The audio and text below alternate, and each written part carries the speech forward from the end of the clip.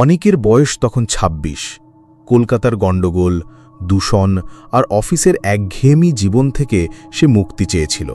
তার স্বপ্ন ছিল শহরের যান্ত্রিকতা ছেড়ে গ্রামের শান্ত পরিবেশে একটি নতুন জীবন শুরু করা, যেখানে সে তার উদ্ভাবনী ভাবনাগুলোকে নতুন রূপ দিতে পারবে। অনেক ছিল একজন যন্ত্র বিশারদ। ছোটবেলা থেকেই পুরনো জিনিসপত্র নিয়ে টিঙ্কারিং করতে তার ভালো লাগত। তার এই আগ্রহই তাকে নিয়ে আসে এক অচেনা গ্রামে, যার নাম বাসন্তীপুর। বাসন্তীপুর গ্রামের শেষ প্রান্তে সবুজের নিস্তব্ধতার মাঝে একটি জীর্ণ বাড়ি অনিকের নজর কাড়ে। বাড়িটি বহু বছর ধরে পরিত্যক্ত ছিল। তার চারপাশে আগাছার জঙ্গল আর মরা বাঁশঝাড়ের সারি। বাড়ির মালিক হরিপদবাবু একজন অতিশয় ভীতু মানুষ। অনেককে বাড়িটা ভাড়া দিতে গিয়ে বারবার সতর্ক করে দিয়েছিলেন। তার গলা কাঁপছিল। শুনুন বাবু, এই বাড়িতে একটি পুরনো রেডিও আছে। গত ২০ বছর ধরে ওটা বন্ধ। গ্রামের মানুষ বলে ওটা অভিশপ্ত। দয়া করে ওটাকে ছুবেন না। অনেক এসব কুসংস্কার হেসে উড়িয়ে দিল। তার কাছে হরিপদবাবুর কথাগুলো নিচকুই গায়ের মানুষের অলস গল্প মনে হয়েছিল। অনেকের নতুন জীবন শুরু হলো। প্রথম কদিন সে বাড়ির সংস্কার আর পরিষ্কার পরিচ্ছন্নতাতেই ব্যস্ত রইল। একদিন দুপুরে পুরনো আসবাবপত্রের স্তূপের মধ্যে সে একটি ভাঙাছোড়া ঘরে রেডিওটা খুঁজে পেল। সেটি দেখে তার কৌতূহল বেড়ে গেল। রেডিওটি যেন একটি পুরনো স্মৃতি বহন করছে। তার গায়ে লেগে থাকা ধুলো আর মাকড়সার জালগুলো যেন অতীতের নীরব সাক্ষী। অনেক যন্ত্রটি নিয়ে তার ওয়ার্কশপে চলে এলো। এক সপ্তাহের অক্লান্ত পরিশ্রমে সে রেডিওটি সচল করে তুলল। একটা পুরনো বিষণ্ণ সুর বেজে উঠল। সুরটা এতই মনোহার ছিল যে অনেক মন্ত্রমুগ্ধ হয়ে শুনতে লাগল। এই সুর যেন তার মনে পুরনো ভুলে যাওয়া কোনো স্মৃতি জাগিয়ে তুলল। হঠাৎ গানটা থেমে গেল। রেডিওর ভেতর থেকে একটি অপরিচিত পুরুষ কণ্ঠস্বর ভেসে এলো। যদি তুমি এই রেডিওটা চালু করো, তাহলে তোমার জীবনটা আর স্বাভাবিক থাকবে না। অনেক চমকে উঠল। তার মনে হলো এটি হয়তো কোনো পুরনো রেকর্ডিং হতে পারে, কিন্তু তার মনের সন্দেহটা পুরোপুরি দূর হচ্ছিল না। সে যখন রেডিওটা বন্ধ করতে যাবে, তখন আবার সেই কণ্ঠস্বর ভেসে এলো, আমি তোমার সামনে দাঁড়িয়ে আছি অনিক। অনেক ভয়ে দ্রুত রেডিওটা বন্ধ করে দিল।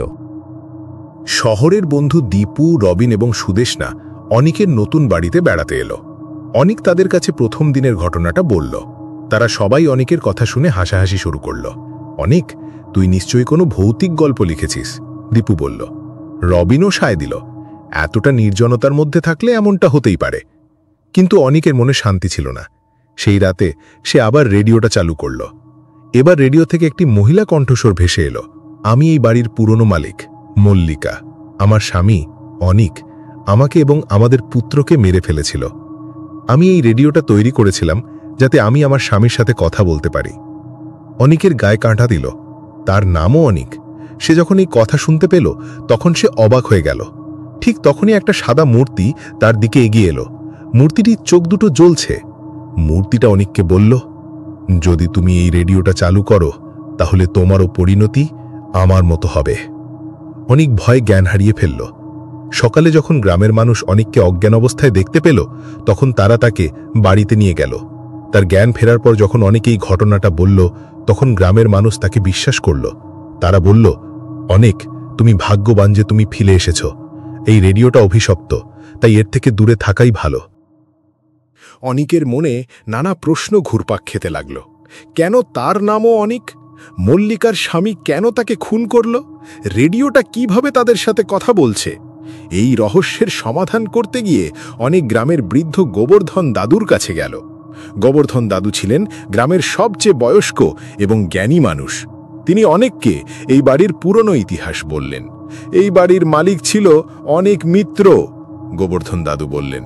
সে ছিল একজন ধনী কিন্তু খুব নিষ্ঠুর মানুষ। তার স্ত্রী মল্লিকা ছিল গ্রামের সবচেয়ে সুন্দরী মেয়ে। তাদের একটি ছোট পুত্র ছিল। অনেক মিত্র তার স্ত্রী এবং পুত্রকে খুব ভালোবাসত, কিন্তু তার একটি খারাপ অভ্যাস ছিল।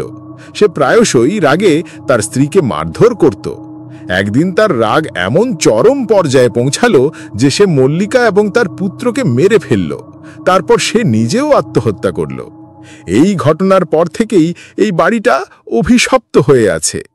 গোবর্ধন দাদু আরও বললেন, এই রেডিওটা মল্লিকা তার স্বামীর জন্য তৈরি করেছিল। সে চেয়েছিল তার স্বামী যেন তার মৃত্যুর পরও তার সাথে কথা বলতে পারে। অনেক তার বন্ধুদের সাথে এইসব কথা বলল। তারা বিশ্বাস করল না, কিন্তু অনেক বুঝতে পারল সে একটা বড় বিপদে পড়েছে। সে ঠিক করল সে এই রহস্যের সমাধান করবে। সেই রাতে অনেক তার বন্ধুদের নিয়ে আবার রেডিওটা চালু করল। এবার রেডিও থেকে একটি ভয়ানক কণ্ঠস্বর ভেসে এলো, তোমরা আমার কথা শুনতে পাচ্ছ? আমি মল্লিকার স্বামী অনিক মিত্র। আমি জানি তোমরা আমার স্ত্রীকে খুঁজে বেড়াচ্ছ, কিন্তু তোমরা তাকে খুঁজে পাবে না।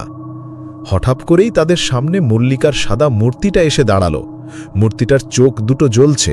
মূর্তিটা অনেককে বলল, যদি তুমি আমার স্বামী অনেক মিত্রকে খুঁজে না পাও, তাহলে তোমারও পরিণতি আমার মতো হবে।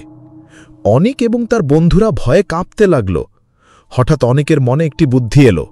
সে তার মোবাইল ফোন বের করল এবং রেডিওতে রেকর্ড করা পুরুষ কণ্ঠস্বরটা বাজালো। সঙ্গে সঙ্গে মল্লিকার মূর্তিটা অদৃশ্য হয়ে গেল। পরের দিন সকালে অনেক এবং তার বন্ধুরা গ্রামের বাইরে চলে গেল। তারা আর কোনোদিন ওই বাড়িতে ফিরে আসেনি।